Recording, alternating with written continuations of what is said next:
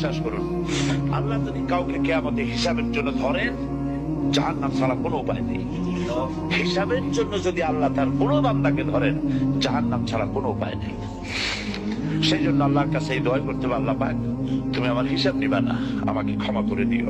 তুমি যদি কিয়ামতের দিন আমাকে প্রশ্ন করো যে যৌবন কাটাইছো কোন পথে, আমি তো যৌবন তোমার পথ রাখি নেই, আমি তো আমার যৌবনকে নষ্ট করে ফেলেছি। তুমি যদি প্রশ্ন করো টাকা পয়সা কামাই করেছো কোন পথে, আমি তার জবাব দেওয়ার পথ রাখি নেই। যদি প্রশ্ন করো কোন পথে খরচ করেছো, আমি সেটারও পথ রাখি নেই, নষ্ট করে ফেলেছি। তুমি আমাকে ক্ষমা করে দাও। সেজন্য আল্লাহর কাছে দোয়া করতে হবে, রব্বানা আতিনা ফিদ দুনিয়া হাসানাতান ওয়া ফিল আখিরাতি হাসানাহ ওয়া কিনা আযাবান নার ওয়া আদখিলনাল জান্নাতা মা'আল আবরার ওয়া আদখিলনাল জান্নাতা বিগাইরি হিসাব। আল্লাহ, তোমার নেককার বান্দাদের সাথে আমাকে জান্নাত দিও, আর তুমি দয়া করে কিয়ামতে আমার কোনো হিসাব দিও না।